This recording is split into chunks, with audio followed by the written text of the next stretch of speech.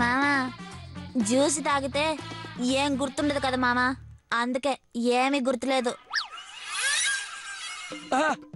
ఈ దెబ్బ నా వల్ల తగులుంటది. అయ్యో ఎంత పని జరుగుంటది. నేను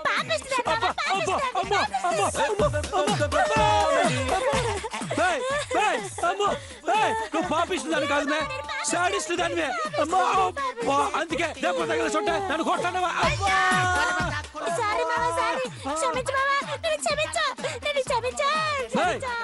నేను క్షమించాను కాక క్షమించాను మే. ఎందుకంటే నా తీర్పు నీకు లేకలేదు.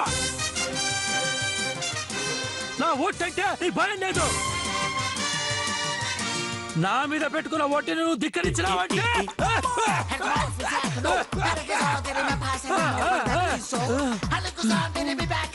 పెత్రాడి మాదిరిగా ఎమోషనల్ గా నా డైలాగ్ చెప్పాలని, కానీ చిన్న దగ్గొచ్చే వెనక్కి తగ్గుంటాను. నేను ఇక నీతో మాట్లాడను మే. పోమే. అంత మాట అనుకో బావా. నువ్వు మాట్లాడకపోతే నేను చచ్చిపోతాను. నేను చచ్చిపోతాను బావా. నేను కాదు మే, నువ్వు నన్ను సంపలా ఉండవా? సారీ మామా, సారీ మామా, మళ్ళీ సారీ మామా. రాత్రంతా ఏకపాత్ర చేసే ఇంకేంది మే ఆ పెప్పేలా? లేదు మామా, అది జ్యూస్ వల్ల జరుగుంటది. నువ్వు ఒట్టు తీస్తానని నేను మాట్లాడతాను అంతే. సర్లేమే, తీసుండాలాగానే. థాంక్స్ మామా. చాలా చాలా, ఇక మూగా క్యారెక్టర్ నుంచి బయటికి రా. ఇన్ని దినాలు మాట్లాడలేదు కదా. మన అందమైన కోయిల్ స్టోను ఈ అట్ట ఉండదో ఒక తూరు సెక్స్ వేసుకుందారి.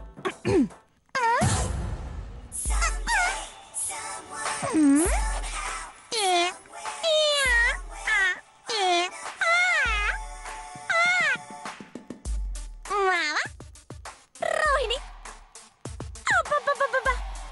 సిలక పలుకుల కంటే తీయంగా ఉంటదబ్బా. ఓయబ్బో ఎంత మధురమైన స్టోనో కదా.